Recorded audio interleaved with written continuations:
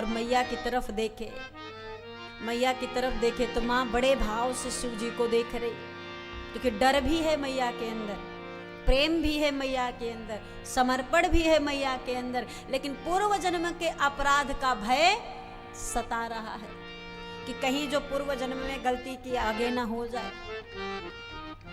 तो अब शिव जी मैया गौरा की तरफ देखे और गौरा जी से कहते हैं चिंता मत करिए, आप धन्य हैं और आपके परिवार में आपके माता पिता भी धन्य हैं। क्यों?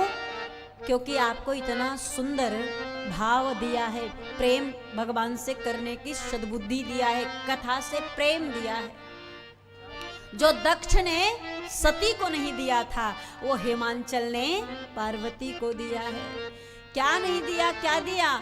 दक्ष ने सती को ये नहीं संस्कार दिया कि कथा में बैठकर कथा सुने, लेकिन पार्वती को पिताजी ने, उनके हिमांचल जी ने ये संस्कार दिया कि ये सामने से कथा का आग्रह कर रही हैं। शिव जी तो इस बात से प्रसन्न, पर पार्वती ही सती हैं, वो जानती हैं कि मैंने ऐसा क्यों किया, कथा में बैठ के कथा क्यों नहीं सुनी और आज कथा का आग्रह क्यों कर रही हैं। दोनों का कारण एक ही है, जन कल्याण, हम सबके कल्याण के लिए।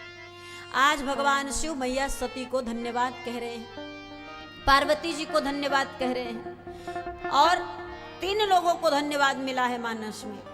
धन्यवाद शब्द 3 लोगों को मिला है, सती जी को भी मिला है, पार्वती जी को भी मिला है, और तीसरा धन्यवाद भक्तराज विभीषण जी को मिला है। पहला सती जी को, धन्य सती पावन मति तोरी, रघुपति चरण प्रीति नहीं थोरी। सती जी को पहला धन्यवाद, और दूसरा धन्यवाद पार्वती जी को, धन्य धन्य गिरिराज कुमारी, तुम समान नहीं को।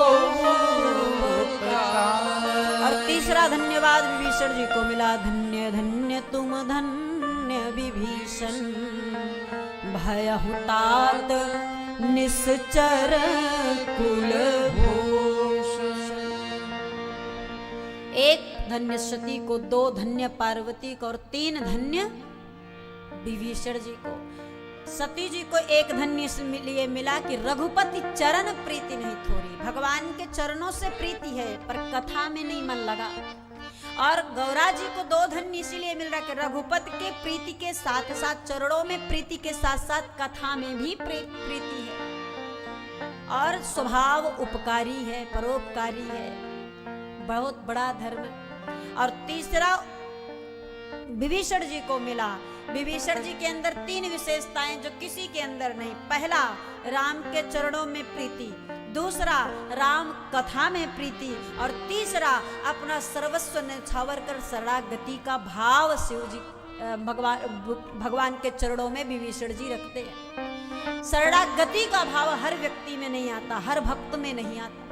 शरणागति का मतलब क्या है? अगर निज पहचान को छोड़ना पड़े तो वो भी छोड़ दे।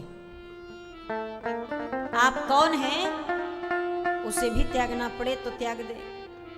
आप कौन से कुल, कौन से वंश, कौन से परिवार से मिलान करते हैं वो भी त्यागना पड़े तो त्याग दे। धन वैभव यश कीर्ति सब छोड़ना पड़े तो सब छोड़ दे। एक साधारण सा वैष्णव बनकर भगवान के चरणों में भक्त बनकर समर्पित हो जावे, इसे शरणागति कहते हैं।